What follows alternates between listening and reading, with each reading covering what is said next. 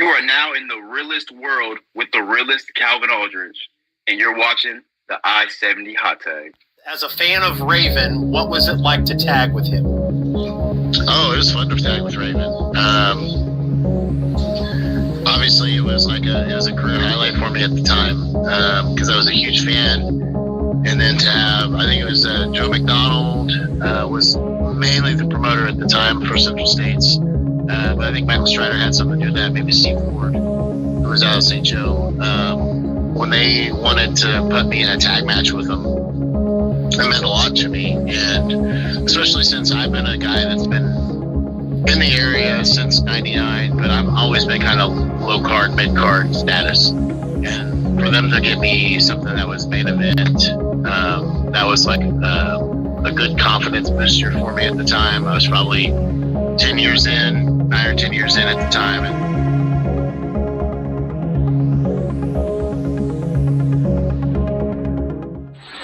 this is your Metro champion, Hardluck Hal Rogers, and congratulations, you found the I-70 Hot Tag podcast. I think the defining moment was WrestleMania 25. I was 12, I think. This is when those WrestleManias were starting to get really, really long. And they had a loaded pre-show, and, by the main event, everybody's worn out. So I had, my PSP with me, my little gaming system, 12. So it got to the point where I was like, I'm wrestling out, and I would sit there. If there was a match that didn't interest me, I'd be playing on the PSP. And I remember Shawn Michaels and Undertaker had, I was sitting there, I put the PSP down, and I watched every second of that match. And I was like, it clicked. I was like, hell with all that other stuff. This is what I want to do. I want to have that reaction one day.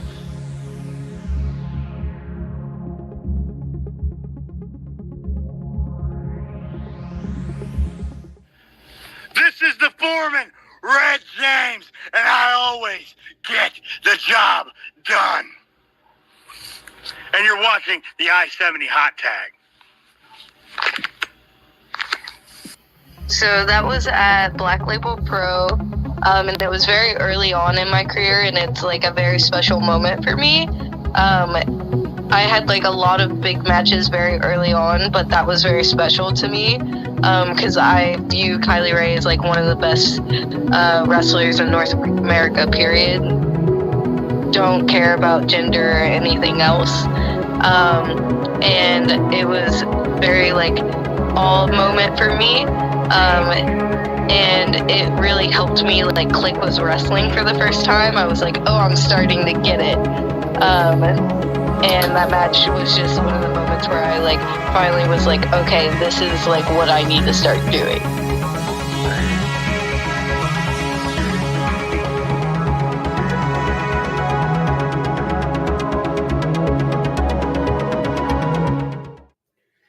This is Billy Simmons with Heartland Championship Wrestling, and you're watching the I-70 Hot Tag.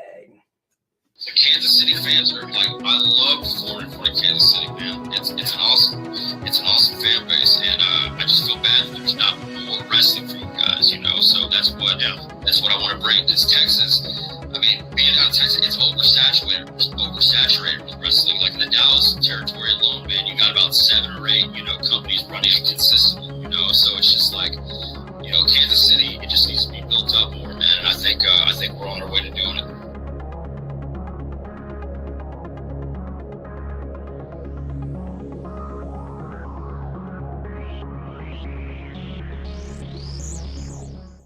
What's up, everybody? It is one half of the beautiful people and 7-time women's world champion Angelina Love. And aren't you lucky? You are watching the I-70 Hot Tag.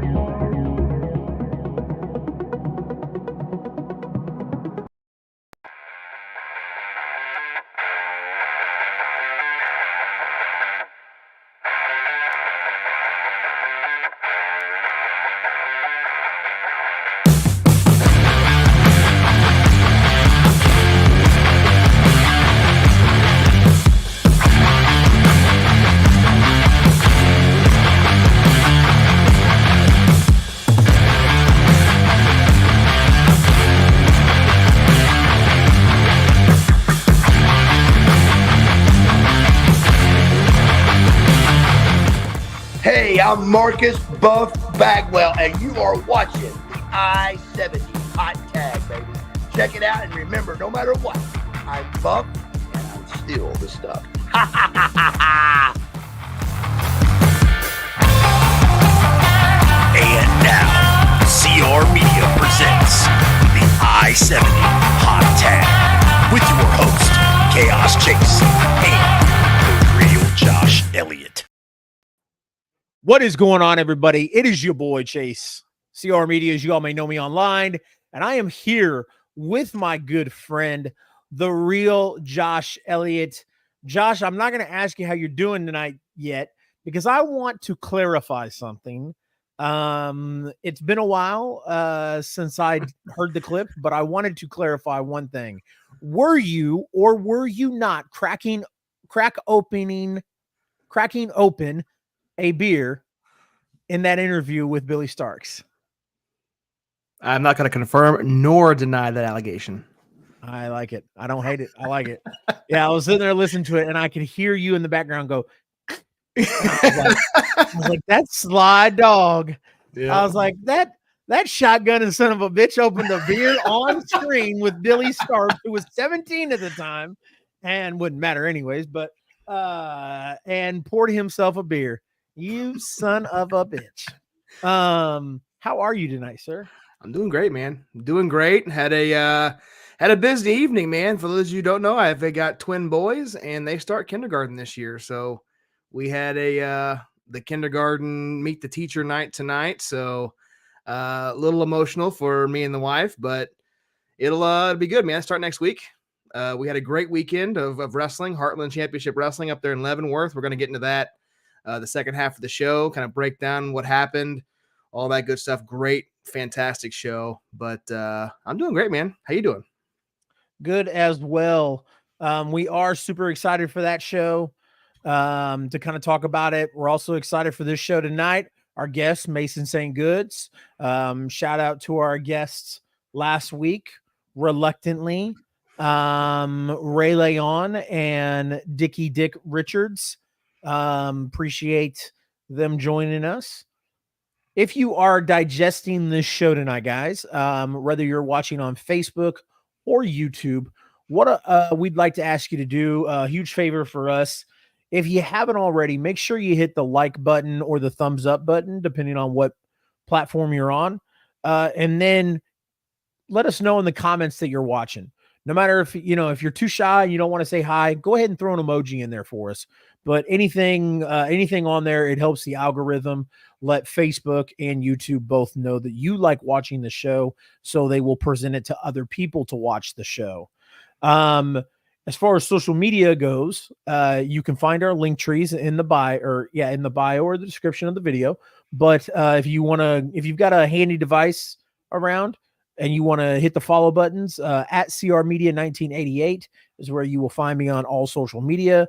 I'm doing Kansas City Chiefs content, wrestling content, and maybe a little bit of all sports, because over at Sports Empire Network, we do a little bit of everything. So that's it for me. Josh, since you run both your socials, personal, and the I-70 Hot Tag socials, why don't you tell everybody where they can find you? Absolutely. You can find me at the real Josh Elliott on all social media platforms. I talk, basically football, kids, all that good stuff. I do talk a little bit of wrestling on there. I'm on Facebook, Twitter, TikTok, Instagram, all that good stuff. But for all that local independent wrestling, Kansas and Missouri, we want you to head on over to the I-70 Hot Tag. We're live on Facebook and YouTube. We've got a Twitter. We've got an Instagram. We've got a TikTok. We've got a Threads. Go give us a follow on all of those platforms. We are pretty well caught up on all of our clips on our TikTok page. If you guys don't follow us over there, we are going to start getting some updated and stay more current with that process. We won't try to get too terribly far behind like we are in other areas of the podcast. But yeah, at the I-70 Hot Tag on all those social medias. All right. Want to give a shout out to our main event sponsor, Big Daddy's Donuts. Big Daddy's Donuts has 3 South Kansas City metro locations, one of which is in Belton. 2 of them are in Raymore. Go check them out. I always brag on this show about them. Kansas City has a lot of pride with them. A lot of people recommended that Garth Brooks go there. And if you do not get there by 10 a.m., maybe 10:30, you will be out of luck because they will more than likely be sold out of just about everything, if not everything. Yep. And then we already gave a shout out to Ray Leon and Dick Richards. So Josh, traditionally, I let you introduce our guest. I'm not going to break tradition tonight, sir. I'm going to let you go ahead with that. Yes, sir. We've got a very special guest tonight, guys. You have seen him across our area in both states, primarily in GloryPro Wrestling over in St. Louis. You've seen him in Central States Wrestling in Lenexa, Kansas. We saw him in World League Wrestling. He is a student at the Forge Wrestling Academy. Please welcome our guest this evening, Mr. Mason St. Goods. Hey, what's up, guys? How you doing, sir? How are you, sir? I am great. I am really great. How are you guys? I'm good. Good as well. Mason, we appreciate you taking the time to do this show with us. I always tell everybody that comes on, this show gives local wrestlers like yourself an opportunity to let you let us know and our viewers know who is Mason St. Goods. Oh wow, that's a good question because I don't think Mason St. Goods know who he is, but I'll give it a try, right? Hello guys, I am Mason St. Goods. I am from St. Louis, Missouri, born and raised proudly. Let's see, I am handsome. I'm 6'2", 6'3" on a good day, and you know what? I'm here on this podcast. But no, I'm really happy to be here. But when it comes to like me describing who I am, man, I'm only 20, gonna be 21. Like, dude, I don't think I'm even close to knowing who I am yet. But that's the journey, right? That's the big journey. So I'm happy I get to bring in the wrestling fans with me so they can watch me grow up, I guess. Kind of like I'm Drake and Josh or some shit. There you go. There you go. We got someone in the chat here. Yes, sir. Cinco, which I think we've heard that name in GloryPro. Oh, my man, Cinco. Yes, you have heard. You have heard of Cinco. You've also heard of his podcast, the Ropes podcast. Cinco is the money man. He is the money man. God, man. Cinco's just a great guy all around. Great person. Man, lots of money, dude. You guys really should just look into more in Cinco. Cinco's a great guy. Hello, Cinco. Great to have you here. We all love you here. They love you. My good friends Chase and Josh, they love you. Everybody, tell Cinco you love him, please. Yeah. We love having Cinco. Absolutely. There you go. So, Mason, you said you were 20 years old. Yes, so you're pretty early in your wrestling career. Tell us kind of the start and go back to your fandom, when you started being a fan of wrestling, and then how you first broke into the business. Okay. So if we go all the way back to when I started being a fan, it's very odd because I was born in 2002, right? So my first wrestling experience was 2006, so I'm 4 years old. My first ever time watching wrestling, flipping through channels, and Edge and Lita, I think you guys can figure out where I'm going here. They're on the screen, and there's a massive bed in the ring, and my 4-year-old self decided, you know what, I'll watch this, and I've been a fan ever since. Just the love for wrestling, the love for the theatrics and everything like that. I've loved wrestling ever since. It's kind of an odd story of how I found it, but man, I've been in love with it. My favorites growing up had to be Randy Orton, Edge, Triple H, Shawn Michaels, all those guys, man. So, and kind of, I don't know, like, and how I broke into the business was kind of different because at first, I didn't know that I wanted to break in. So I didn't know that I wanted to wrestle. I did high school sports, and I was on my way to college, and I had a sit down with my mom, and I was like, I don't think I want to do this. I don't think I want to go to college. And she was like, and we had a very serious talk. We would be here all night if I went break down what the talk was like, but we had a very serious talk, and we ended up coming to an agreement that if I stayed consistent with it, that she would support me full way, and she has. Thank you, love you, mom. Gotta love the moms out there. But yeah, so breaking into the business, I didn't know I was going to. I didn't know if I even wanted to. But when I finally did, I walked in, trained with Outlaw, Camaro Jackson, and Warhorse, and the rest was history. I was like, oh, yeah, I'm probably gonna do this for the rest of my life, man. I love this. Fantastic. Mason, you talked about walking in with, Mike Outlaw, Warhorse, Camaro Jackson, Team Forge, man. Talk to us about the Forge Wrestling Academy a little bit. Man, everybody's a bunch of jackasses, man. No one, no, I'm kidding. Everybody's great. No, we're building a solid foundation. And I feel like we're building something that can be the next big thing in our area, in the Midwest area. I feel like a lot of the next stars are coming out of this school. And that's not me being cocky, but I just feel like I'm just so confident in our coaches, and I'm so confident in our more experienced guys that I feel like we can produce some of the best wrestlers in the world, if I'm gonna be honest with you. So yes, I really love what we have going here. I love the people.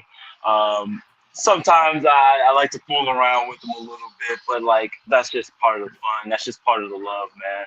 And yeah, these guys here, I think, and everybody here works hard. It's what I love.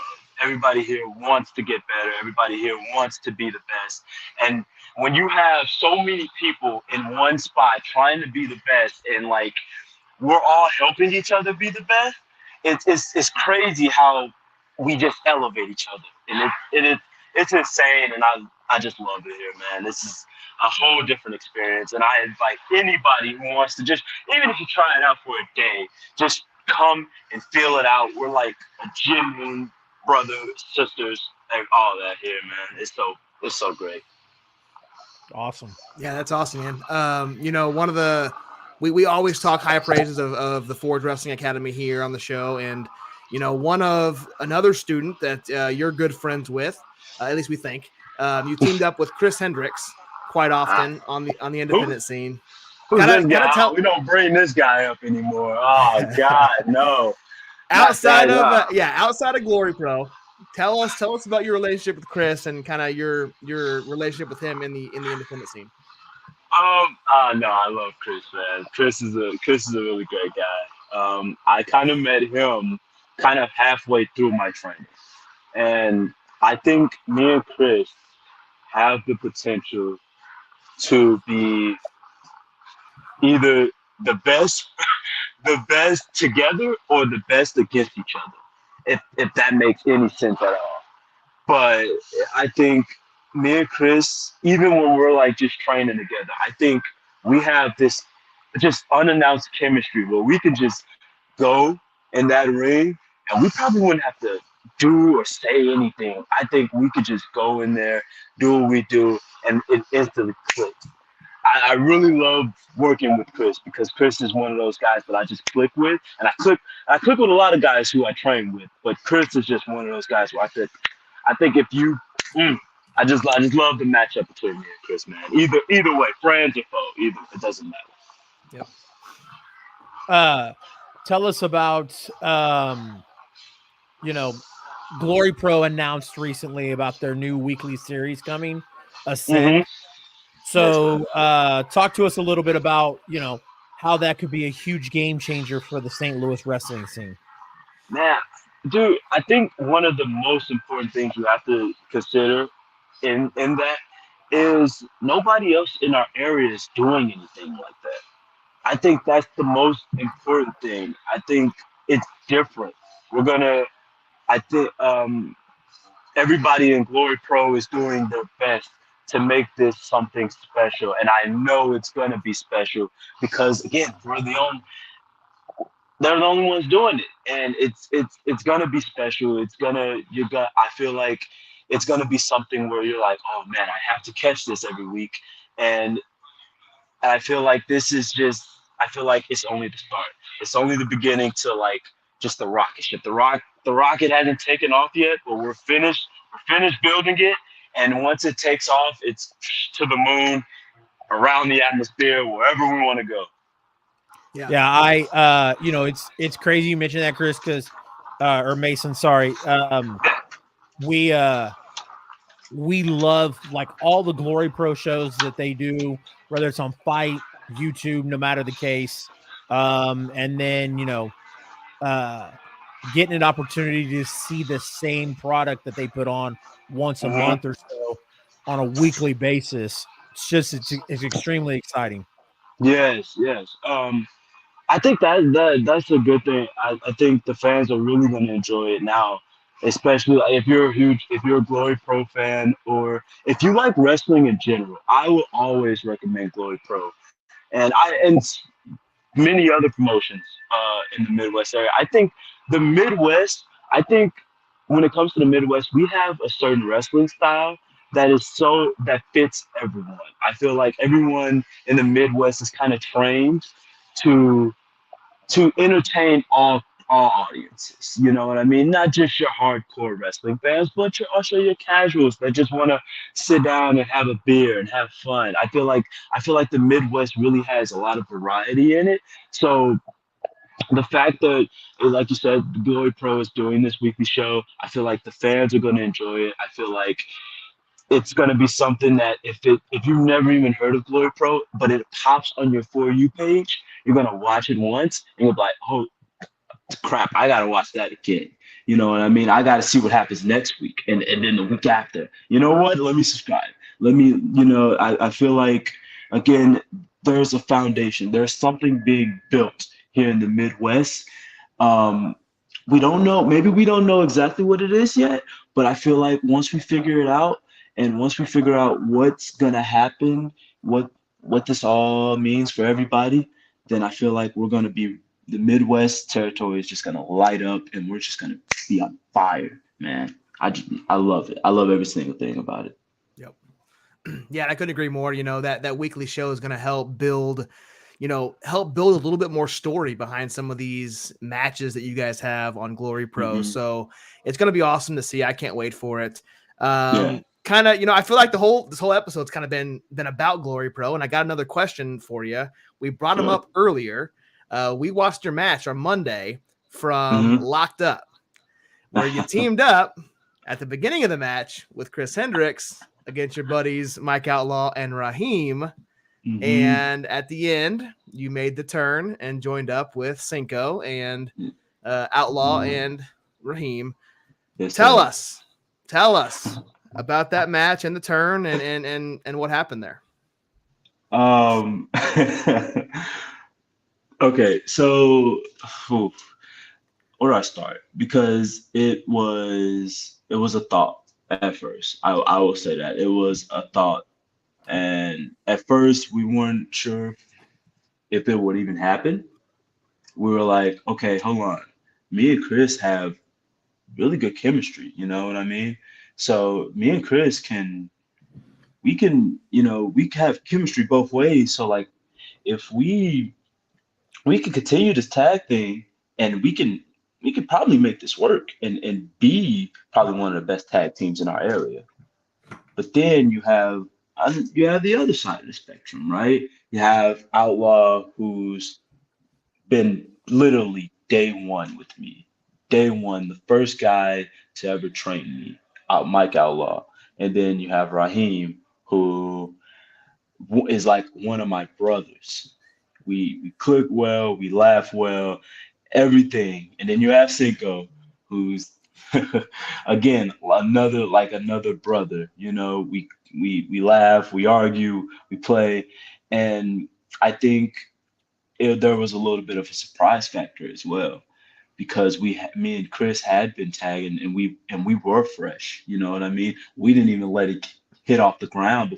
We didn't even let it see what can happen with me and Chris before we were like, you know what, let's try this. And I feel like that in turn, I feel like made it better, made me and Chris, this rivalry that we're having, I feel like it made it better and it put more eyes on not only me and Chris, but what me, Outlaw, and Raheem and Cinco are doing now. You know what I mean? And now it's like, now I'm interested. Which way could this story go? Could it go this way? Could it go that way? There's a bunch of different ways. It's like, I don't know if you guys are into Marvel or anything, but it's like these branch timelines that these can go into.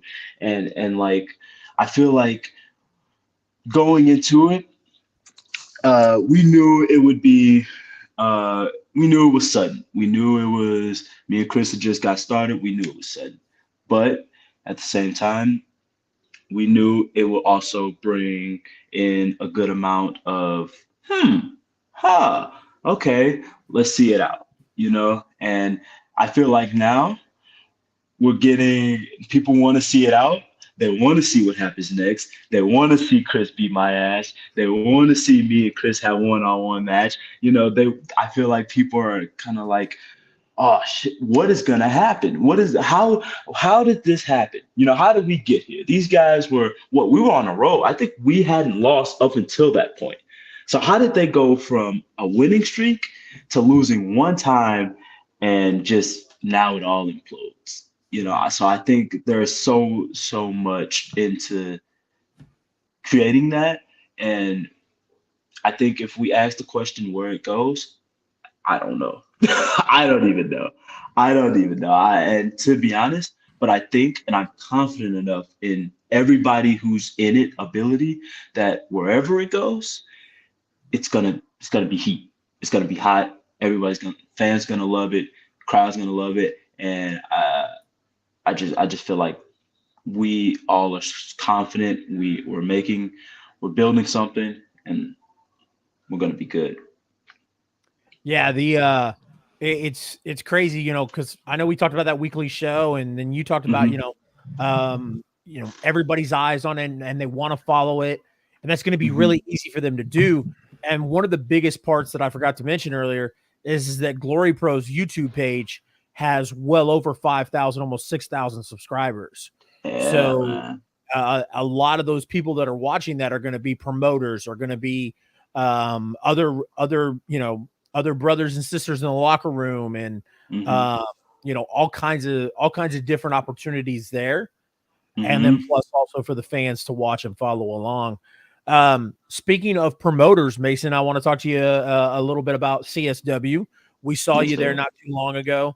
Are there any plans right now to come back out this direction? Man, I would hope so. I love those guys down there, man. I seriously would hope so. I kind of talking to promoter back and forth, and I think we're gonna maybe sooner rather than later, you're gonna see Mason St. Goods back at CSW. I really love it out there, man. I feel like CSW is another one of those places where like they're building something, because CSW is like fairly new, but like they're building something. And again, like they have a good foundation, and I just love those guys. I would love to work every single person that is on that show regularly, because everybody there is so talented. So yes, I definitely think that you will see Mason St. Goods back at CSW.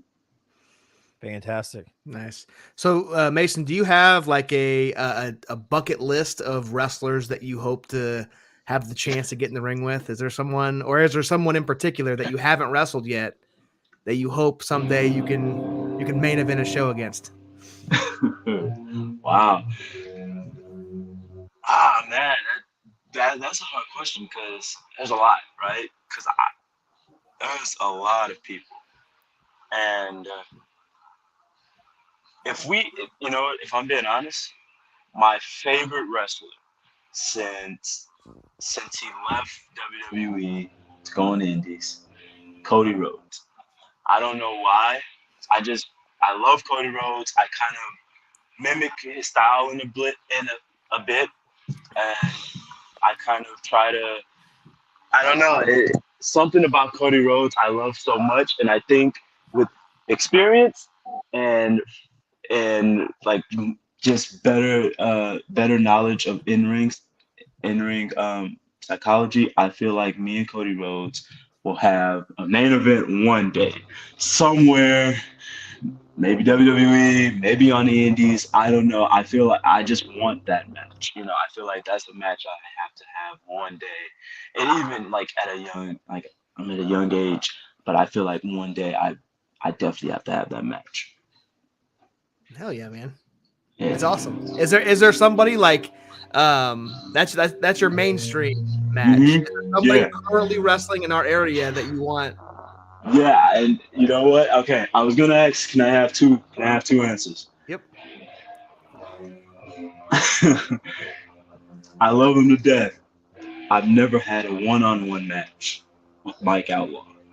Never in my life. So I think my trainer, my teacher, man, taught me everything I know, everything that I'm capable of. I've probably learned that I'm capable of because of him. So he is definitely part of my bucket list one day, and not now, but one day I definitely want to see Outlaw in the ring, and I feel like we're gonna have flames, fire burning up in that ring. So yeah, I definitely want to see Outlaw in there. Mason, are you at the school right now? Yes, sir. Okay. Tell Warhorse to turn his music down. I don't think I can. You know what? I think if I do that, this interview is done. You know what I mean? You don't have to tell him. You could tell him that the fat guy on your phone said so.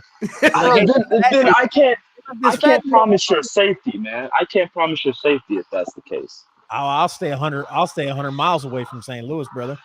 Yeah, it's crazy enough. You didn't hear this from me. I've seen Warhorse fly, and nobody heard that from me though. I've seen him fly, so like, I would be careful.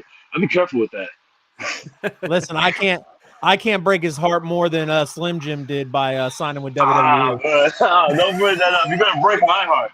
Don't do that. No, because I'm heartbroken for him. So don't. You're gonna break my heart. Don't do that. I love Warhorse so much. I wouldn't wish any ill on him.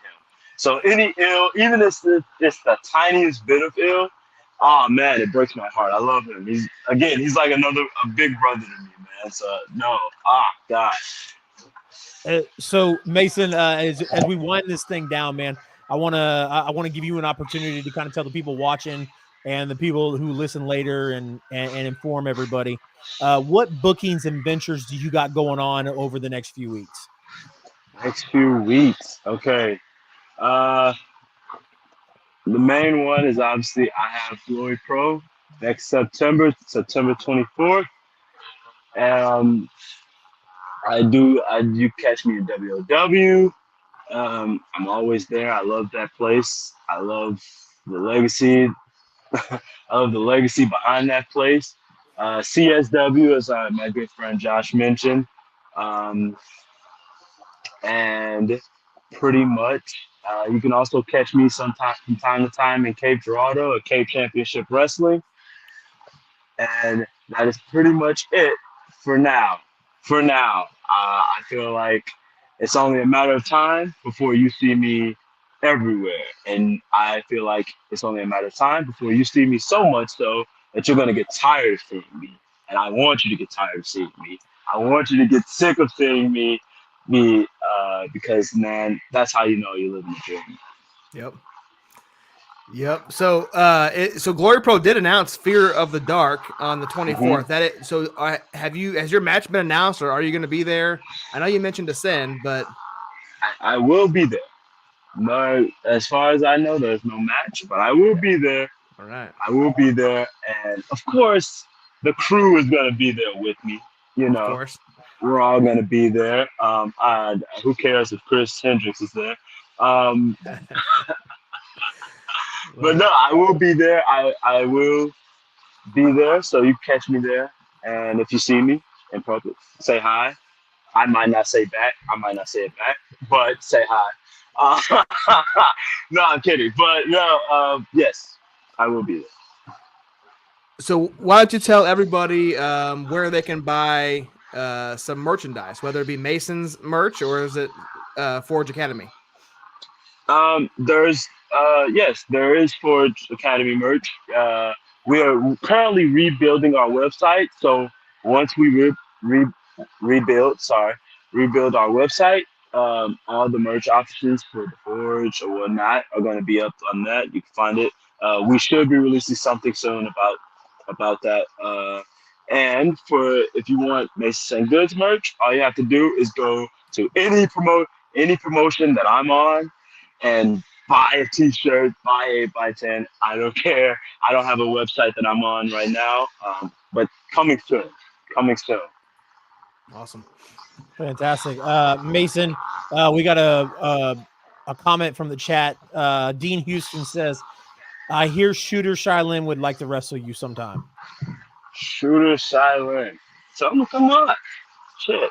I'll wrestle anybody. Anybody. So if Shooter Shylin decides that he wants to wrestle me, please, by all means. No, I definitely would love. I love a challenge, you know.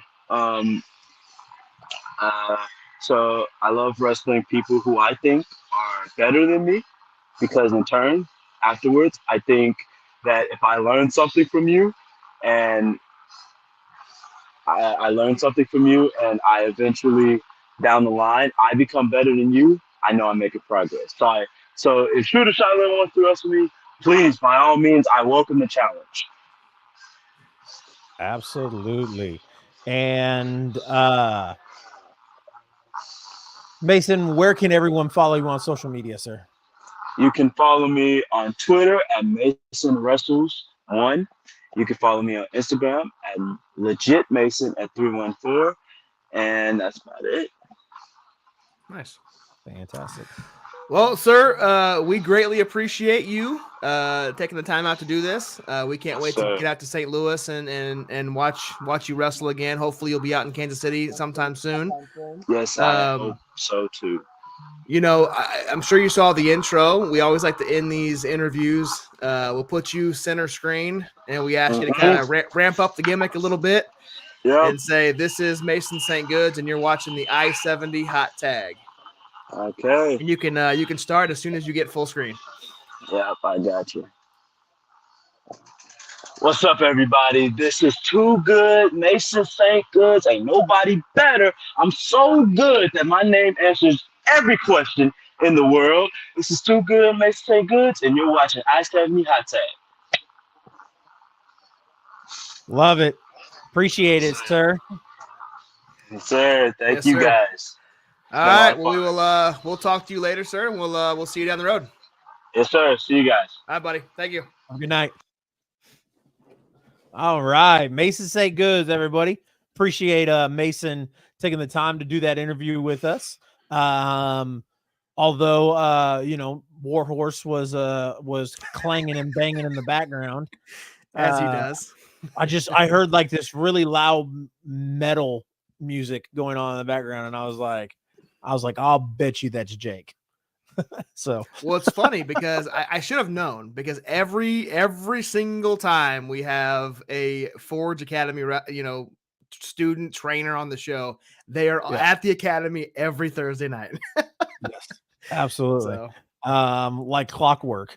We had to ask Camaro Jackson to move away from the weights, because he was by the ring. He was sitting next to the ring as they were taking bumps. All we can hear was people taking bumps.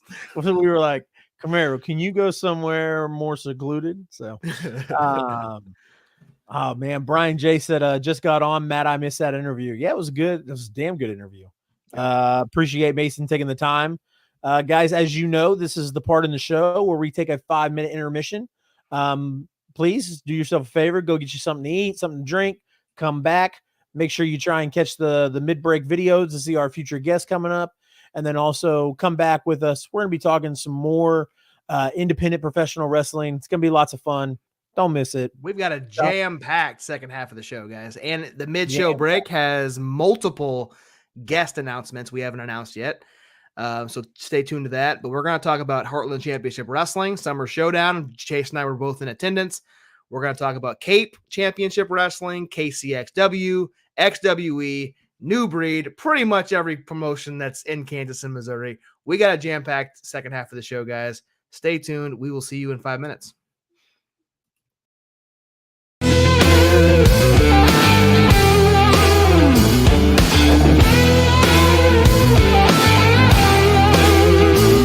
I see Slammer over here. Let's get a word with him real quick. Hey, Slammer. Hey. Hard-fought match with Donnie tonight. How do you feel? Well, my leg's sore because he really worked it over. Not real familiar with pure open rules challenge, you know. Right. So the rules were new to me. But hey, you win some, you lose some. Tonight, I lost one. I'll bounce back. I'll win something else again. So You're that's right what about it that. is. So CCW, running wild, you know. Some... Help! Help! Hey, whoa, what you doing? Hey, yo, Slimmer, you good? Hey, what you doing? Oh, you good, bro? Yeah, who was that?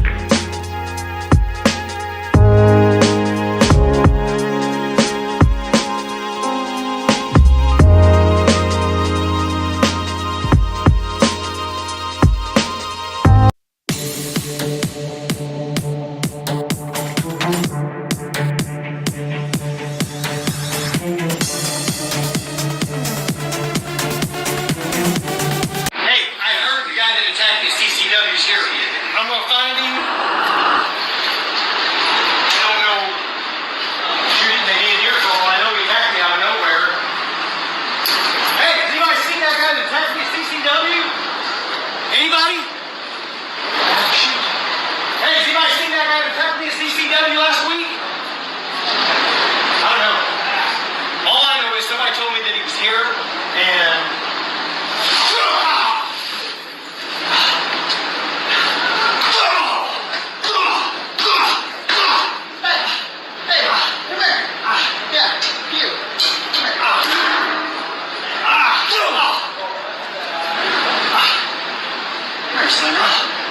So, a lot of people have been wondering who the hell I am.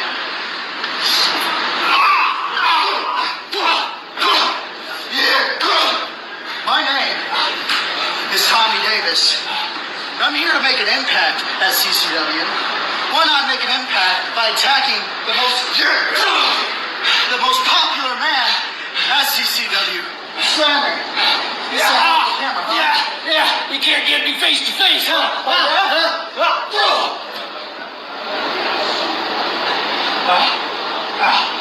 August 19th. Slammer, you want a match, right? I want a match. I want it right now. You're not gonna get it right now, but you get it on August 19th. CCW, I'll see you. Yeah.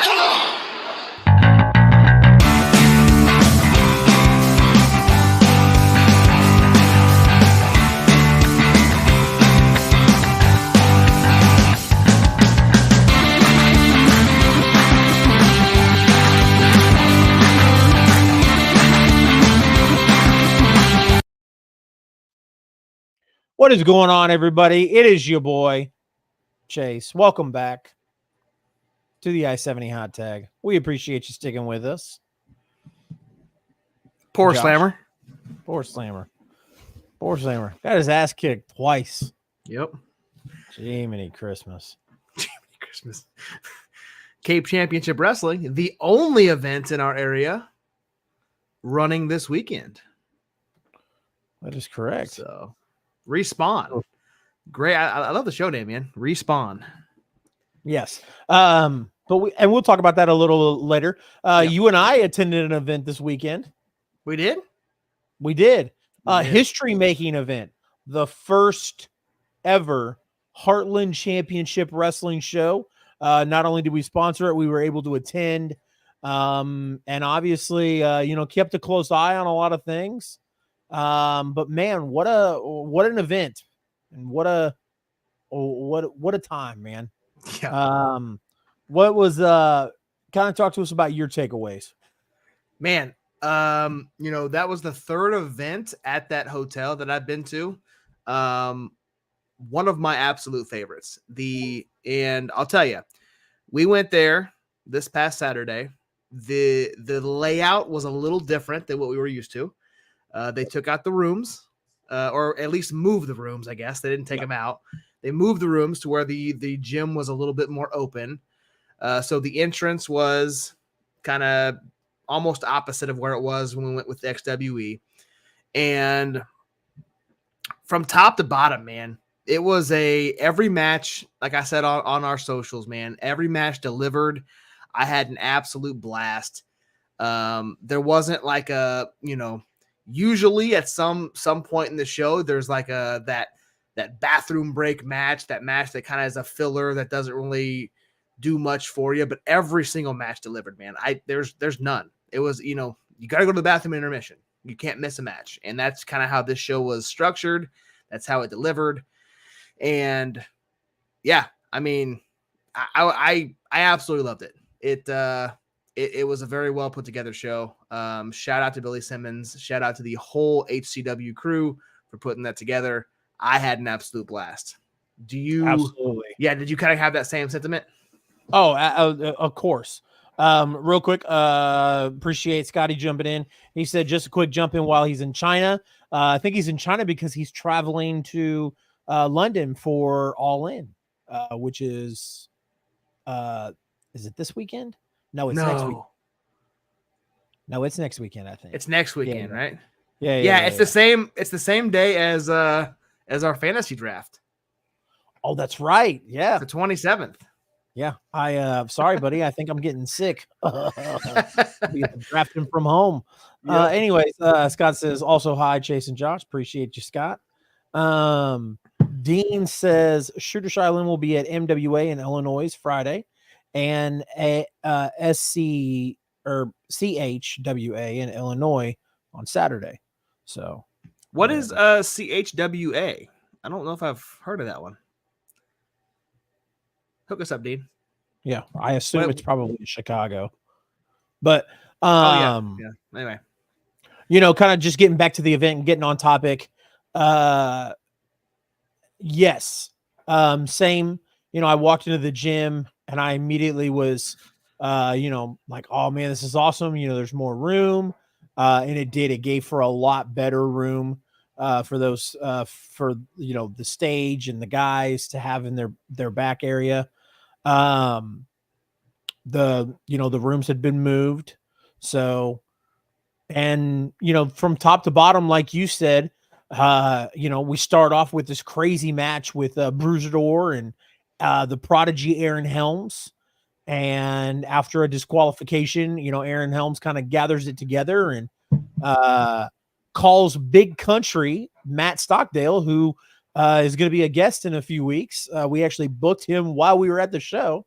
He calls Matt Stockdale into the ring and he says, you and me, November in Leavenworth, Kansas again. So, what a crazy way to start it off. And like I said, even the way we ended, just the show from top to bottom, like you said, was just absolutely amazing. So, do you want to get in? I know I kind of jumped in on that first match, but we can start after that match. And, I know. I want to, I wanted to point out that, of course, Bruiser can't have a clean and fair match. He's got to bring in a foreign object, and nailed Aaron Helms as he was getting beat to get that disqualification. So Aaron Helms does win via DQ, but Aaron Helms did get kind of the beat down there at the very end, due to that disqualification, due to that chair shot. And like you said, man, Aaron Helms finally was able to collect himself. Matt Stockdale was sitting front row for that match, watched the entire thing. And Aaron Helms stood up, got the microphone, challenged Matt Stockdale, who are both back-to-back weeks are upcoming guests for the Hot Tag. That's right. Aaron Helms is on the 14th, and then Stockdale's on the 21st. We're going to chat about that. But yeah, man, what a great way to start it. Love to boo VYP, Valencia y Paz. And as soon as Bruisador's music hit and the Empire came out, I was right up in their faces. And in classic Empire fashion, this is how this match ends, in disqualification with another loss to the Empire's record there. So, yeah. Poor VYP can't catch a break, man. They the only thing they can catch is L's. Yep. Scott said correct. He's headed over early to get settled, and then he said, "Stay safe, guys. I got to bump out. Appreciate you joining in, Scott." But after that match and after the call out, we get to see Simon Balisong. So, yes. And Renee Night Owl, who we did that live stream, that pre-show at the event, which was super fun. Yeah. I can't believe we completely we talked about the overall aspect of the show. We completely left that out. I mean, dude, that was so much fun. I want to do stuff like that more. I that was a blast. But Renee Night Owl mentioned that Balisong is it has to do with butterflies. Yeah. Yep. So and that's kind of what Simon's gimmick is he that's why he had the head on the spear. So really, really weird stuff. But the presentation was amazing. Yeah. They had him and his manager. I thought that was really well done. The person who answered Balisong's challenge, Kargar, the Viking or the caveman. The caveman, yes. Caveman. Yes. Very much to our surprise. Yeah. Much there was we all kind of put in our our guesses on Right. who was going to answer. That's right. The pre-show we did. We had a bunch of guesses on the pre-show. Yeah, So, but nobody had Kargar, so it was definitely a surprise. absolutely. Simon won that match, victorious, and then the next match, Chris Vale defeated Johnny Faith via pinfall after a brutal knee strike to the back of Johnny's head. Kind of talk to me about this one, Josh. Dude, like this is the first time we've seen Chris Vale since UCW in person, at least, and the first time seeing Johnny Faith. We had Faith on early in January of this year and talked all things XWE. He's down from Georgia. He makes that long drive for Billy Simmons, has a bunch of respect for Billy, and obviously, obviously, every wrestler that works for HCW and his work came in contact with him, has a lot of great things to say about him. But it was cool to see him in person, man. Like, I've seen a lot of videos and we put together packages for him, and it was nice to see him. He came up and shook our hand and talked to us for a little bit. But Chris Vale, man, comes out and kind of he doesn't dominate the match, but it was a very good back and forth. And that knee strike, man, you talked about it earlier, kind of knocked out Johnny and he got the win. So Chris Vale, the heel, gets the victory. So it was a great match. I liked it. It was a good, introduction to Johnny Faith. I mean, the crowd absolutely loves them some Johnny Faith, man, and hates Chris Vale. And it was a fun match. Yes. It's crazy, not only you mentioned, Johnny Faith driving from Georgia to Leavenworth, Kansas, which is north of Kansas City. So it's an extra hour from Kansas City. Yep. So, and to take that time and that dedication and only doing it for Billy Simmons says a lot. The other thing I wanted to point out as well, and I wound up saying something to him in the little get together afterwards. I told him, I go, brother, I did not realize you were this short. Like when his theme song comes on and it says the Little Pit Bull Johnny Faith, they really mean the Little Pit Bull Johnny Faith. And that was one of the things we were talking about. Is he said, he's like, I have a lot of guys who I wrestle with tell me the exact same thing. Like right when we get in to go over our stuff, they say, like, hey, bro, you're a lot shorter than like what I thought you were. And I told it. And then the other thing was he said a lot of people told him as well as like in interviews, because when he sits down, because I told him, I was like, bro, when I saw you sitting down, you look a lot taller. And he's like, you're not the only person that said that. So, I was really hoping for a Johnny Faith victory. But Chris Vale, let's talk about Chris Vale for a minute, man, because when we saw him in UCW, he kind of, and it's funny because I didn't really see it until we started promoting him for HCW, that he goes by the King, Chris Vale. Yep. I remember it now in Wichita, and it's kind of funny. He kind of like has that Game of Thrones look. And it's, what's crazy is he reminds me of somebody like on mainstream wrestling. And that person kind of took a little bit from that Games of Thrones kind of style. And that's Pac Neville. And Chris Vale, like especially when he had the long hair in UCW, yeah. I was like, this is who that reminds me of. Which is a great compliment to him. Style's a little bit differently, obviously. Pac is, Pac is, more of a little bit more of a high flyer than Vale obviously is. Vale's really got that strong style to him, and I'm really big on the guy. I remember when we went and saw him and Ray Leon, I almost started rooting for him. Obviously vocally I was, because I was rooting for the baby face. Right. But had he not been in the ring with, obviously we talk about how amazingly talented Ray Leon is on this show. Obviously had he not been across the ring from Ray Leon, I probably would have gravitated towards Chris Vail a lot more. But that event kind of helped solidify that. I was like, I like this guy. He's got a mean streak to him. He's got a great look. I can't say enough good things about Chris Vail. It sucks. I would have loved to have seen Johnny Faith get the win, especially there in Leavenworth. Like you said, Leavenworth has a lot of rich history, war history. To bring the war hero Johnny Faith out there all the time, the fans always go crazy. But Saturday was Chris Vail's opportunity to let HCW know that he's there to stay, and that he's gonna look for Chris Vail to do big things in HCW. Yep. Next match. We saw Chance Kerrigan in the ring defeating Logan Knight via pinfall.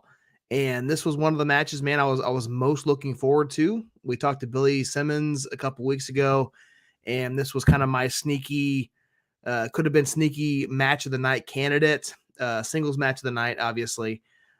We both were looking forward to the Howlets being there. But and it delivered, man. Like, it was an extremely entertaining match. Both of these guys are like extremely talented. Love Chance Kerrigan. We saw Logan Knight. That was my first singles match, singing of Logan Knight. Last time we were in Leavenworth, he was in I think it was a 3-on-3 match, if I'm not mistaken. It was a triple threat or a 3-on-3 tag. So it was cool to see him, get him some spots. And man, like I said, they absolutely delivered. And I love Chance Kerrigan, love what he does. And Logan Knight is going to be, I mean, his swagger in the ring, his swagger in his promos. I think he is just on an absolute rocket right now. And if he continues going the way he's going, he's going to be a star before we know it. And but in this match, Chance Kerrigan does get the win. Huge fan favorite in Leavenworth, as is Johnny Faith. But what's up, Herb Simmons? Appreciate you tuning in, sir. Absolutely, Herb. But yeah, I'm a big fan of both of these guys, heel or face. I mean, I mean, if Logan Knight would have won, I would have been just fine with it. They both are extremely talented. I love both of them, and I think Logan and Chance both kind of have a rocket on their back, and depending on how well they do in the next year, we could be talking about them, like Mason was saying earlier in the interview, that we're going to see them all over the place sooner rather than later. Yeah. I'm not going to harp too long on it because, I mean, you pretty much kind of, hit the nail on the head. Everybody should know how big of a fan of Chance Kerrigan I am. The kid works, he works really hard out there to entertain the people. And he's super chill and super humble outside of the ring. It's night and day with Chance, and I love everything he does. And Logan Knight, no different. He just like I mentioned earlier about Chris Vail, not to kind of go through the same thing here, but had Logan Knight had he not been across the ring from Chance Kerrigan, I would have been for Logan Knight that day. But Herb Simmons says, if there is a SICW Fan Fest 2, would you guys be in for it? First off, appreciate you joining with us tonight, Herb. Secondly, 1,000% yes. Yes. Yeah, 1,000%. Don't even have to ask twice. Absolutely. Yeah. Absolutely, sir. But so that match, it was hard calling that match of the night, singles match of the night. I don't know if I can do that. We're going to talk about that right after this. But man, damn near close. Yep. The next match, Tito Valentino, who we haven't seen since UUCW back in October of last year, and Ray Leon, who, like we've talked about, is the sky is the limit for Ray Leon. In fact, there is no limit. The orbital is the limit for Ray Leon. If you haven't seen Ray Leon wrestle, I want you to go watch him, and then I want you to listen to my voice in the back of your head every single 2 minutes to remind you that Ray Leon hasn't been wrestling for a year, or for 2 years. I mean, he's been wrestling for about a year and a half. Yep. Mind fucking when you think about it. It's just insane.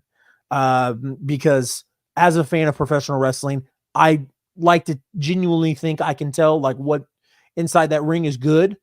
At least to me, my opinion, of course. And I would rather watch Ray Leon wrestle than some of the guys that have been doing it for 30 plus years. No disrespect, but that's how good I think Ray Leon is. And, you know, granted, he's a scumbag and he aligns himself with people like Dick. But dicks. Yep, to each his own. You know, we all have weird tastes, but you know, him and Tito Valentino going at it, just it was amazing. Like I said, any in-ring work that Ray Leon can do, amazing. Regardless of, you know, of course he has to cheat to win, whatever. But man, what a match. Yeah. And there was a spot there in the match where I thought Tino was about I thought they were about to haul Tino out. Yeah. Where he landed, and I was like, wow. So yeah, you know, I can't say much more than you have already. You're never gonna hear, I mean, you're gonna hear me harp about how good Ray Leon is every time we get the chance. He just embodies the a professional wrestler, man. Like year and a half, 1 year, 6 months, give or take.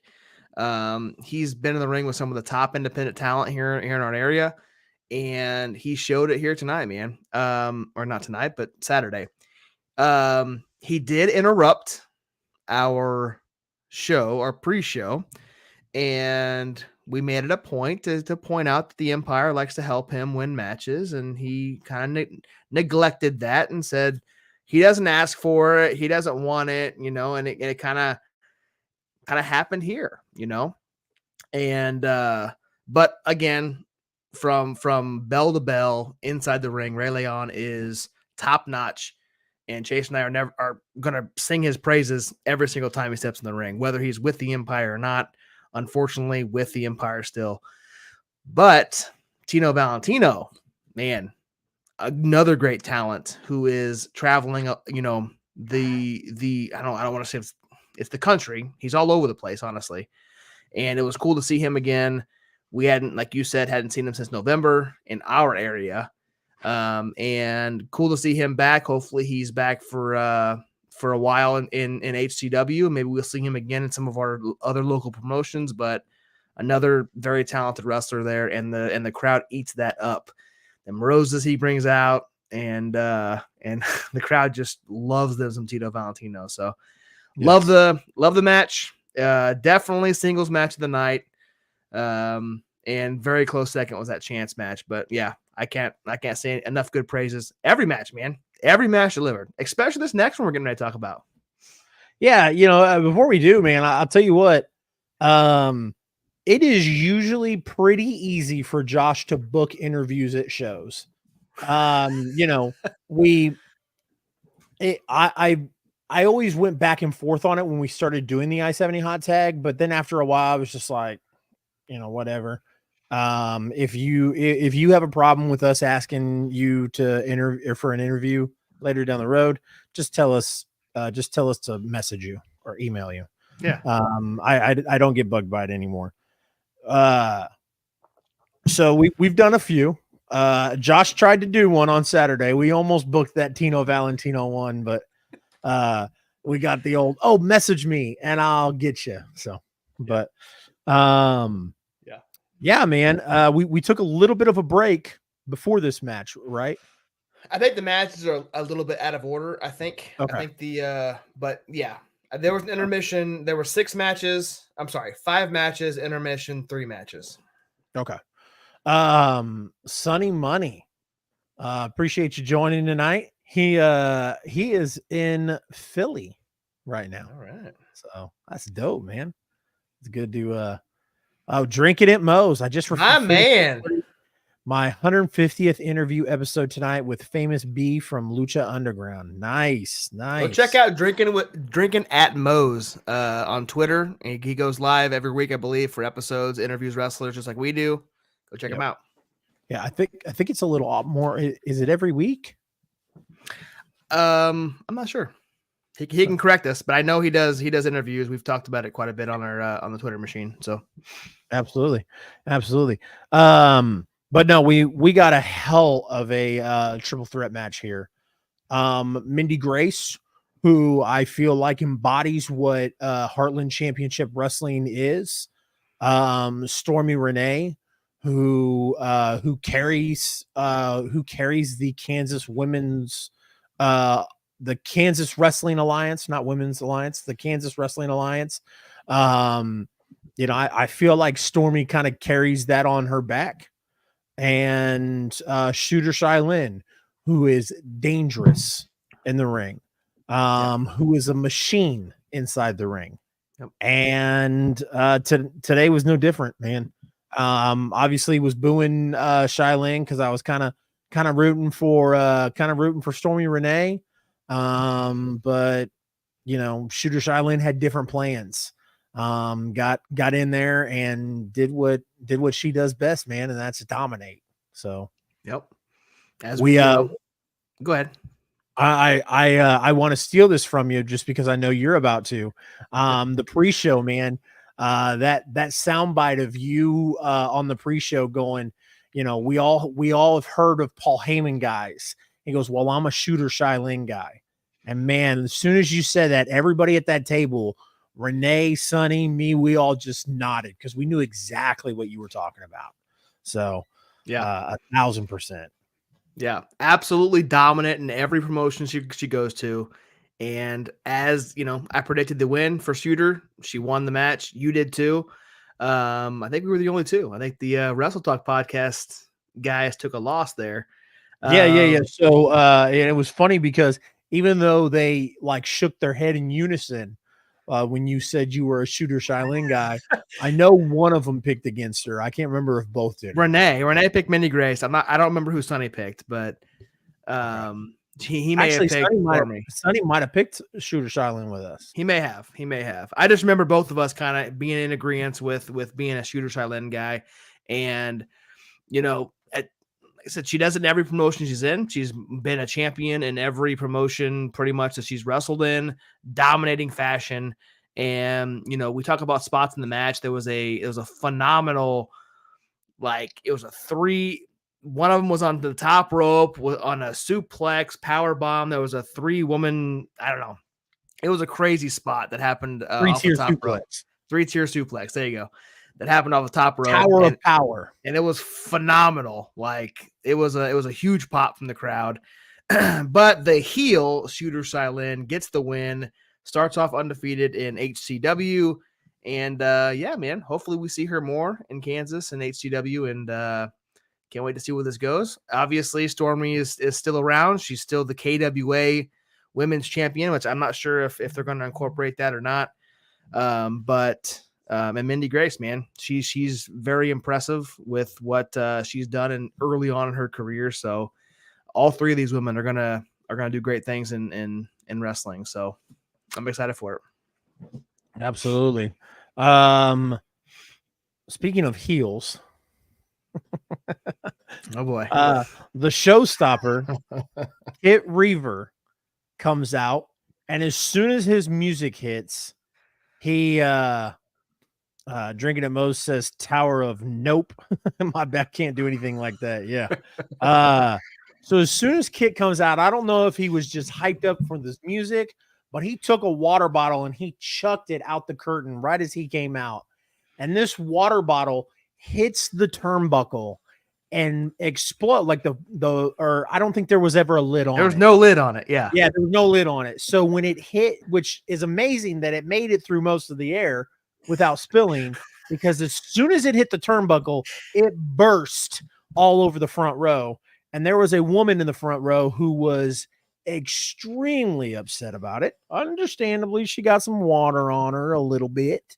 So as soon as Kit entered the ring and she got his attention, he started jaw jacking her, and she took that bottle of water and threw it at him.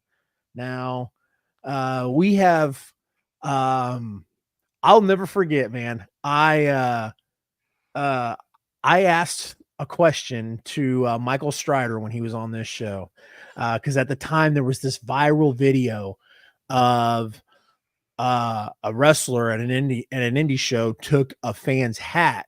I remember that. And threw it at him, and the fan went and like unloaded like a 2-piece and a soda on that wrestler. And I asked Michael Strider, I was like, what would happen if a fan did that? I was really worried, because as soon as she threw it at Kid, I was like, oh boy. See, to me, and we don't have to harp on this because I want to talk about the match more than this. That was just a fun little tidbit, because that's all it is. It's fun. If you go to a wrestling show and something like that happens, and you're that upset about it, you can leave. It's not a big deal. You can go ask somebody for a refund if you really feel that way. But to get physical or throw stuff at the talent, obviously, I don't think he meant to throw it. Even though he was a heel, I don't think he meant to throw it at her. I think he was just chucking the bottle, because he was all the way at the entrance ramp when he threw it. So anyways, I just don't think that throwing stuff at the talent or getting physical with the talent is the right answer. No. Granted, this was a woman, but in most circles, if that was a man, that usually, and if it's physical, you usually get escorted outside. Is the nicest way I could put it. So No, you're good. Drinking at Moe's knows. He said she was sitting in the splash zone. That's her own fault. Yeah, man. You don't go to Worlds of Fun and stand on the bridge and let the monsoon come by and expect not to get wet. But Kit Reaver, get in the ring with Paradox. Paradox, obviously, he's a small town kid, and everybody seems to love him in Kansas, man. Yep. Love the work that he does. Whether he goes to XWE or HCW in Leavenworth, or he's in Wichita, or he's in Salina, it doesn't matter. That kid's working his tail off. So it was a good match, man. But unfortunately, Kit Reaver had to resort to other measures. Yep. Kit Reaver gets the win, and I believe it was just a low blow, and got the roll up win. Defeats Paradox, and there was a spot also afterwards, after he was celebrating the win, that he pulls the referee with him, and he makes sure to walk right in front of that same woman and make the referee hold his arm up right in front. He did. I forgot about that. Yeah. Right in front of her. What a dick. Yeah, he planted his 2 feet and he like stared at that woman as she's jaw jacking and made the ref raise his hand in front of her. Man, Kit's a dick, but Kid is a dick. Yes, but dude, he does his job. He makes the crowd hate him. I mean, I absolutely can't stand him. I was rooting for Paradox the entire match. So kudos to him, man. He does his job well, even if he's got to get the front row wet. Yep. Dean says he's got to get off. Appreciate you joining tonight, Dean. We will catch you around, sir. Yes, sir. The main event. Whoo. Main event. You know what? I can share this. I was a little confused about this match when it was announced. As you and I know, we called Heartland Championship Wrestling. We said, hey man, we got a tag team that we think would go up great against VYP in the Empire. And, granted, everything happened with VYP, and the Howlets wound up facing ACFC. Yep. And I'm like, man, we're introducing the Howlets to a new crowd, newish crowd. I mean, like I said, Leavenworth is only an hour from Kansas City, but there may not be a lot of those people that. I was going to say, we saw some familiar faces that we've seen in Kansas City. So, I mean, it wasn't a completely new crowd. Absolutely. And like we mentioned, there was you put the Howlets on and you're going to have some people that are going to gravitate towards that. So, hey, awesome. So a new crowd checking out the Howlets, against Tommy Too Good, young kid, great talent. And then his tag team partner, Austin Reddick. I was like, man, I don't know if a lot of these people are gonna like our guys, because our guys, the Howlets, it's a little bit of that hashtag heel shit. Yep. But I mean, and Leavenworth, Kansas might not like that, man. So I was a little worried about this match. And I'll tell you what, when El Chapo hit the PA system, the crowd got into it. They knew who they were, and for the ones that didn't, they got with the program. And it was a great show of respect at the beginning. Two good teams going at it. And man, they just tore the house down and gave everybody their money's worth. You paid $12 or $15 for a ticket to the Heartland Championship Wrestling Summer Showdown, guys. You got to see the Howlets versus ACFC for $15, and everything else was bonus. And so you got your money's worth plus more. Couldn't ask for a better match. And then obviously, Josh, tell me what you thought about the match, and then obviously talk to us about the ending as well. So we all know what Chase and I think about the Howlets. The best tag team in Kansas City, the most dangerous tag team in the Midwest. I can't say anything better than what we've already said over the course of the year and a half we've been doing the I-70 hot tag. So I'm not going to go that direction. What I am going to say is I have a huge amount of respect for Austin Reddick and Tommy Two Goods, because they came out, they came prepared, and they came for a fight. And they gave it to the Howlets. If you tuned into the I-70 Hot Tags Facebook, I went live for that entire match. You can see the match in its entirety on our Facebook page. And it is a phenomenal match, top to bottom. A great show of athleticism. They beat the shit out of each other. They had a lot of great spots. The crowd was hot the entire match. They absolutely loved. I'll tell you what, they like both teams. There's spots they cheered for ACFC. There's spots they cheered for the Howlets. Anaya, Hoodie, Austin, Tommy. I mean, this could not have been. I mean, Billy did you and I talked about this too, that Ray Leon and Tino Valentino could main event damn near every independent wrestling show we've talked about. And we were like, man, this Howlets match, great choice. They delivered. They sent the crowd home happy. I was happy, at least.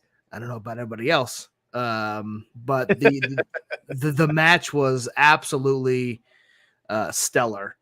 And I really hope that the fans there at Leavenworth, for the ones that didn't know who the Howlets were, I hope they know, hey, this is what the Howlets are. This is who they are. And this is how they wrestle, man. They deliver every single time they're in the ring, no matter who they're in the ring with. They are going to elevate the show. And I'm not saying they elevated Austin and Tommy because they are phenomenal athletes in on their own. But they came to fight and they put on a hell of a main event. Into the match. The Howlets get the victory in a very hard-fought 15, 20-minute match. They celebrate and are immediately attacked by none other than the Empire. And Bruiser Door is right in the middle of that. Ray Leon's out there as well. Dickie Richards is out there as well. Whoever the hell Dickie has as his bodyguard now, we'll get into that later. He was out there watching as well. Attack the Howlets. ACFC come out and assist to get them out of the ring. Hoodie grabs the microphone, and this was kind of almost, I think I have this at the end of the live stream, almost like gave you chills.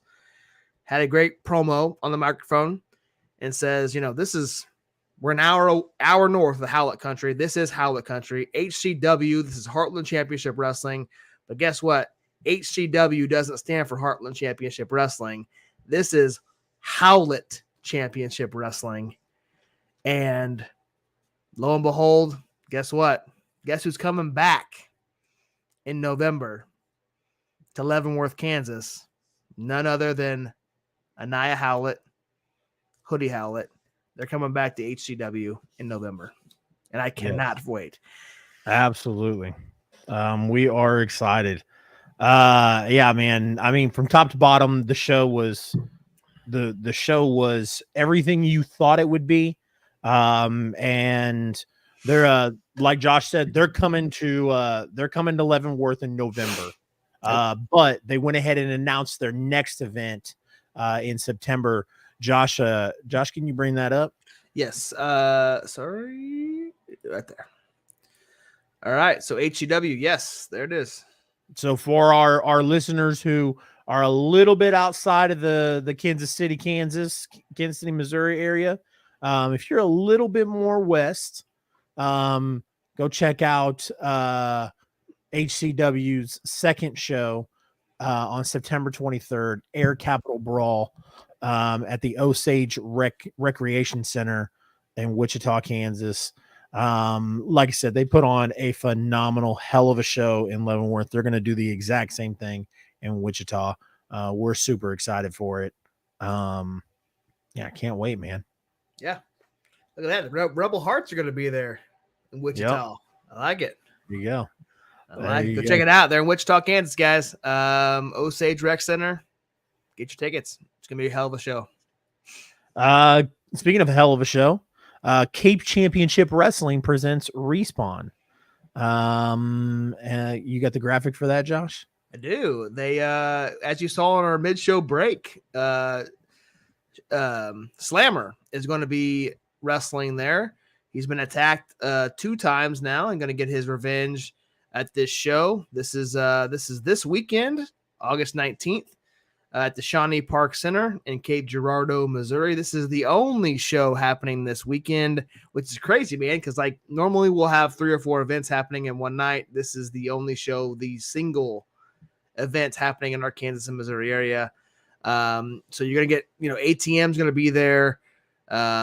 Cape always puts on a hell of a show. Their setup, their entrance, everything about CCW, super entertaining. So if you guys are in that St. Louis, Cape, eastern part of Missouri, go check them out because they put on hell of a shows. Absolutely. Saturday, August 19th. Doors open at 6, bell time at 7. KCXW is doing a show in Lynn, Missouri. Very well play off of Breaking Bad, the TV show. But it's... You got a graphic for me? Sorry. I didn't put it on the rundown.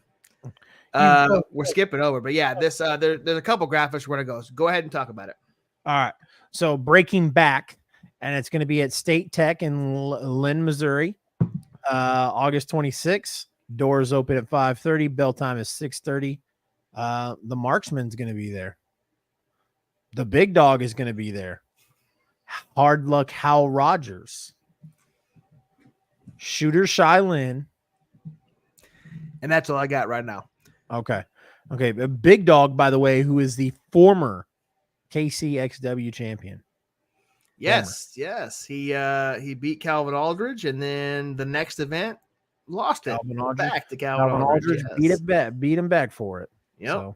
So it's crazy, man. Lynn, Missouri is like an hour or a couple hours away from Kansas City. So they're invading State Tech in Lynn, Missouri. They drew a pretty good crowd last time they were there. So this is going to be a fun show. If you guys don't follow Tobias Storm, go follow him. Absolutely hilarious on social media. He is extremely disgruntled that he does not have a graphic yet for this show.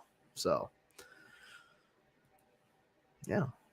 He has made several complaints online. I think he's even threatened to not show up for the event too. Yeah. Get him a graphic. Get that man a graphic. Yeah. XWE, who we talked about earlier. They had a match announcement for their show coming up at the end of August. Judy Azul, who is the MWA Women's Champion, is going to go one-on-one with Stormy Renee, who is the KWA Women's Champion. Champion versus champion, title for title. That's going to be at the Salina Fieldhouse on August 26th. Guys, if you haven't seen XWE live, we've seen them at the Leavenworth local hotel where we saw Heartland. KWA intertwines with XWE. It's always a good show when they come put one on. So this is going to be another exciting one, man. Yes. Stormy is obviously a phenomenal wrestler. We've seen her in Kansas, but Judy, man, she I don't think I've seen her in person wrestle. Did you see her in the mid-states? Yes, maybe. Okay. I know she wrestles down there quite a bit, so I'm pretty sure I did. I think she was in a match with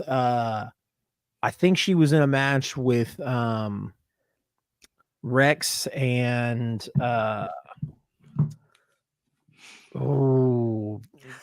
Kelsey Magnolia. Yes. Okay. Yeah. So it's gonna be a great.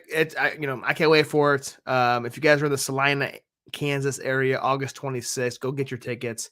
Gold Rush. This is one of their big events. XWE. They haven't had an event since they were in Leavenworth 5 months ago. So they've been kind of stagnant for a while. So April 22nd. Yep, April 22nd. So something that I forgot to put on the rundown is I'm going to go backwards here. WrestleMax has a couple of match announcements here. We got them on the first off, we got a women's match. Shaza McKenzie is going to the WrestleMax the next episode, taking on Kaya McKenna, who is a phenomenal wrestler. If you guys don't know her, check her out. They're going to be at Columbia Turner Hall, same place they were at last time, August 25th, which is a Friday. WMSTL.ticketleap.com. Get your tickets. But what do you think about this women's match? Yeah, man. Super excited. Not really familiar with Kaya McKenna myself.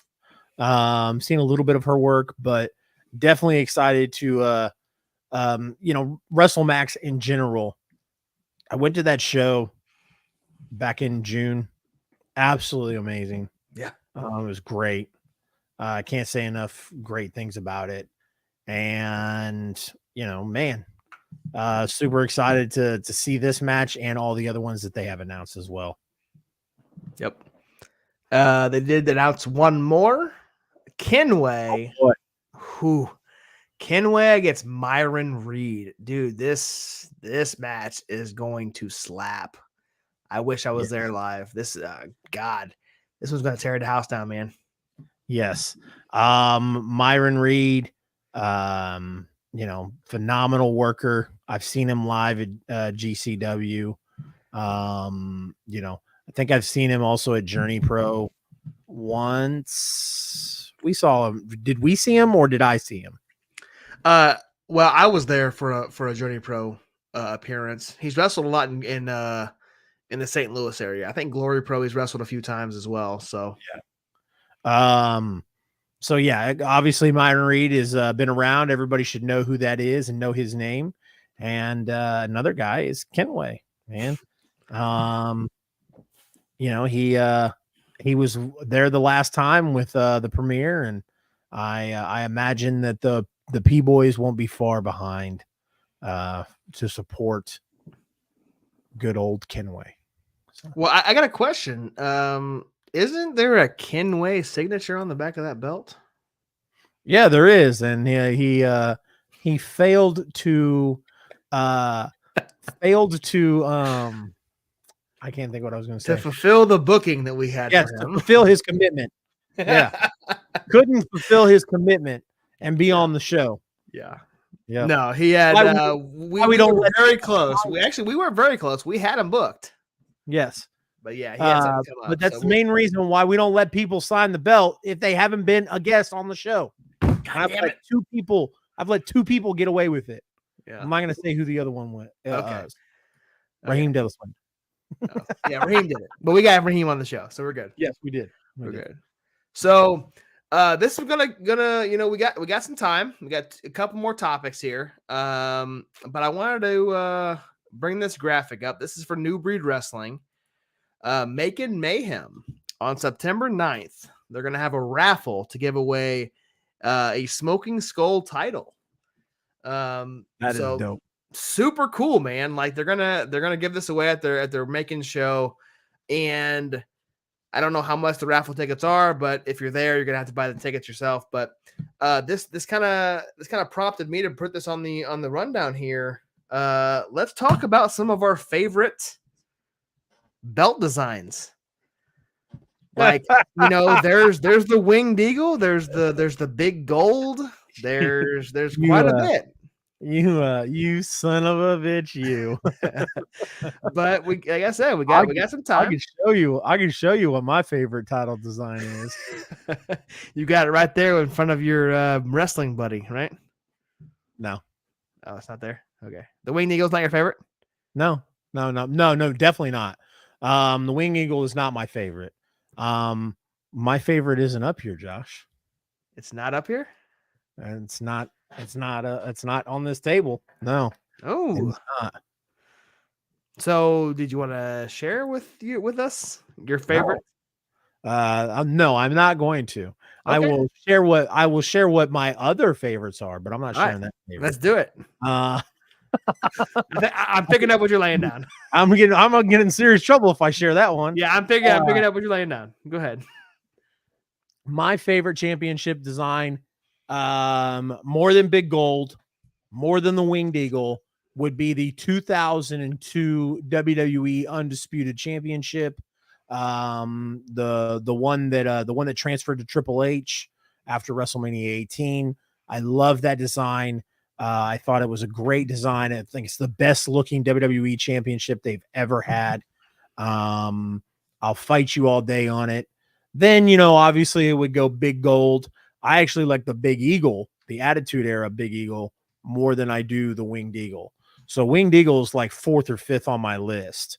But what happened was when I saw Muhammad made that belt for somebody else, and he asked if he could do it for me, and he had just got his brand new CNC engraver, I couldn't pass it up. So, but no, it is not my favorite, and it's barely in my top 5, which is crazy because I garner a lot of heat for that from wrestling fans all around. So we're talking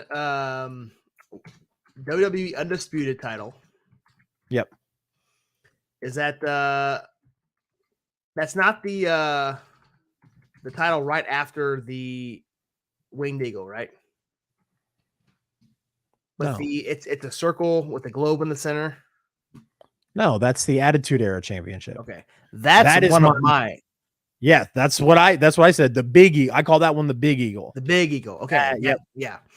That one is probably my favorite. It's up there, and the reason why I say that is because that's the belt they use when I finally switched from WCW to WWF. That's the belt they had, and they only used it for like what 2 or 3 years, maybe 4 years, something like that. Years, yeah. Until Chris Jericho was Jericho the one that undisputed? Yeah. Yeah. Well, and then Jericho carried the 2 belts, and then Triple H won it, and then Triple H got that new belt. Yes. Okay, so I know what belt you're talking about now. Okay. Yep. So yeah, obviously that one. Obviously mine's, right there. One of my favorites. And obviously mine, I've said it in multiple videos. The reason I gravitate towards some of these belts is because the globe in the center.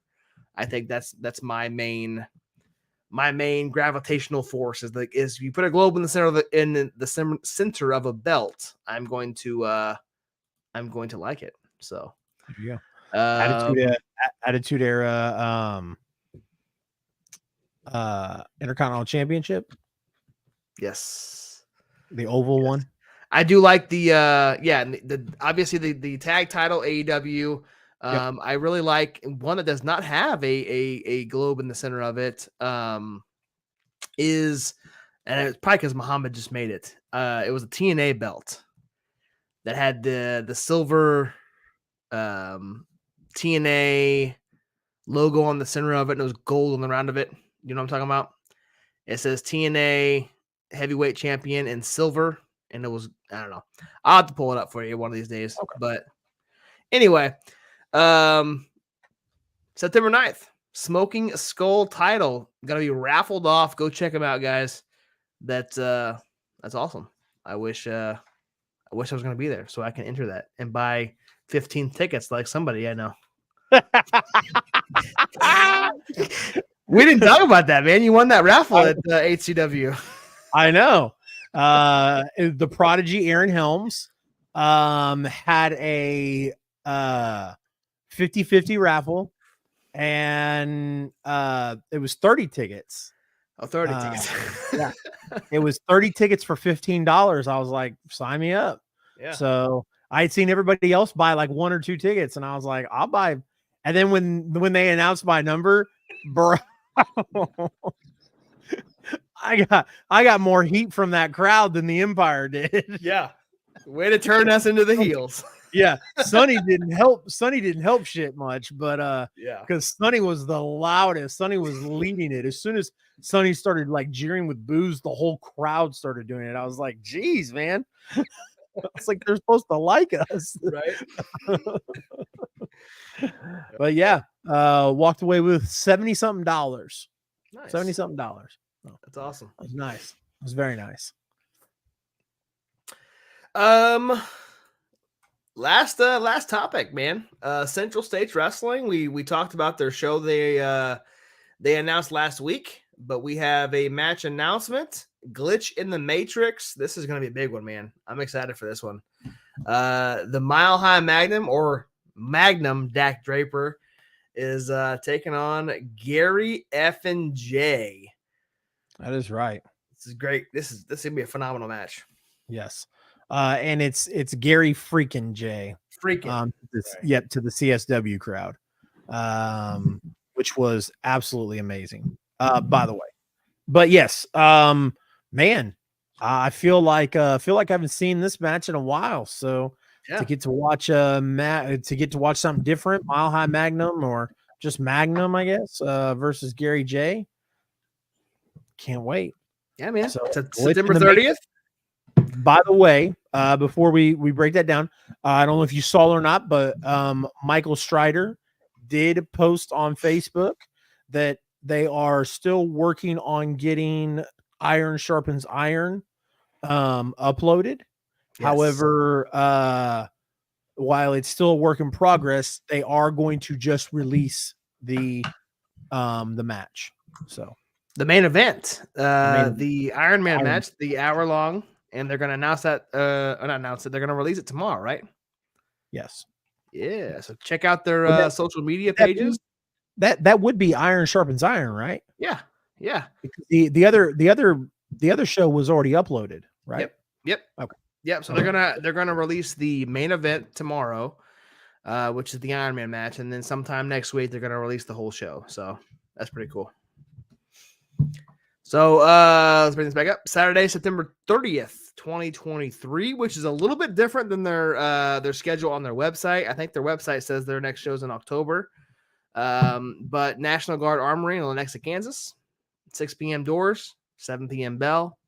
CSWtickets.com. Go get them. It's going to be a great show, as they always do. Absolutely. Magnum Dak Draper. I wonder if that was on purpose. I wonder if he dropped Mile High, or if he just, if somebody in the looks like CSW's graphics are a little bit different. I wonder if the new person doing the graphics forgot to put Mile High. No, it's not. He's been going by Magnum for a while. Yeah, and I don't know if it's specifically in CSW, but other promotions he's known as Magnum. Interesting. Yeah. I wonder if he did that because the Kansas City fans didn't like that Mile High part on the name. Maybe. I don't know why they wouldn't like someone from Denver. I know. I don't either. What's wrong with Denver? I know, right? Wonderful gentleman like John Elway, old horse lips, comes from Denver, Colorado. So horse lips. Let's talk about some events that we got coming up in the area. August 19th, like we talked about earlier, Cape Championship Wrestling, Respawn, Denzel Rollins, and Jackson Crawley for the pure open weight title. WrestleMax St. Louis, the next episode, Billy Starks versus Su Yung. Is that the finals or is that the semifinals? It's supposed to be the finals, but they have not announced the match yet. So I don't know if I hope that match happens, but that was supposed to be the finals of the women's tournament. Okay. Well, we'll get back to that, but WrestleMax in St. Louis, August 25th. I had a phenomenal time at the event in June. Highly recommend if you are in that area, go check that out. And then, of course, August 26th, we've got 2 events in the in the States, not in the area. If you're in the Kansas City area or a little bit hour east-ish, right? Southeast. It's about almost 2 hours. Yep. In Lynn, Missouri, Breaking Back into State Tech by KCXW. And then also on the other side in Kansas, towards the middle-ish, so to speak, XWE Gold Rush, like we went over. Gonna be some fun events in the next few weeks. So definitely, if you got the opportunity, check those out. Highlight our next guest. Next week, we have the one, the only, Nixie XS. And Nixie has started to make herself more well known to the area. We first saw this like team up in St. Louis Anarchy with Davey Vega, the O'Neill twins, and herself. And then after that, we started seeing the O'Neill brothers and her. And man, it's quite the duo. I don't know if we were on the show or if I was talking to you privately, but the O'Neill brothers remind me of like a AOP, Authors of Pain. Yeah, I don't remember either, but yeah, I remember you saying that. Tyler Cooley says, "I love Nixie XS." Yes, we are fans ourselves. Maybe not real big fans of her antics, so to speak, and the O'Neill brothers are on a whole nother level. 2 other guys, again, coming from Team Forge And here we are talking about them. So they have not only made their way down to where Tyler Cooley is, and made their way through St. Louis. They're making waves in Illinois. They're making waves up north. I think they even went through New Breed, didn't they? So yeah, they wrestled when I was in Sedalia. They wrestled in New Breed. So yeah. So I mean, they're making their rounds, and Josh, like I said, I'm very high on those two guys. So I think they've got something going on in the future. So come hang out with us next week. We're going to talk to Nixie XS about all that stuff and more. Nixie actually just wrestled, I believe, if I'm not mistaken. She wrestled somewhere in the Illinois area, possibly Chicago, maybe. Anyway, she wrestled Anakin Murphy, and it was her against Anakin Murphy. And I haven't seen the match. I saw a little bit of highlights. I mean, that had to have been a fun match to watch. The promos leading up to it were great. It was not one of our local promotions that we normally cover, but both of those, Anakin and Nixie, are both from our area, so that's why it kind of drew me to it. But yeah, man, it's gonna be fun, man. I'm excited for it. We're gonna talk to Nixie. We're gonna talk to Shooter Shailin. Hopefully, we'll get a lot more local talent on our show. We are still open on the. We got a surprise potentially on the first week of September. Booking. I have not announced that yet. So, do I know about that surprise? Yes, you do. Okay. Yes, you do. I think you do. But yes, we have not announced that yet. It was not on our mid-show break, so it's not officially confirmed yet. But we may have a surprise guest on the 1st September show. Nice. All right. Well, with that being said, I think that closes us out, sir. Do you have anything else before? All I gotta say is appreciate everybody tuning in. This is the I-70 Hot Tag. Tyler Cooley. Check out my recent posts. Go check out Keeping It Cool with Tyler Cooley. Does some great work over there. Also, Drinking at Moe's. We're all about promotion here, man. Go check them out. Another great podcast over there. So, other than that, appreciate everybody tuning in, and we'll see you guys next week. All right. For myself, Chase, CR Media. For my friend Josh, the real Josh Elliott. This has been another episode of the I-70 Hot Tag, episode 68 to be exact. And as always, go fuck yourself, San Diego. Good fight, good night.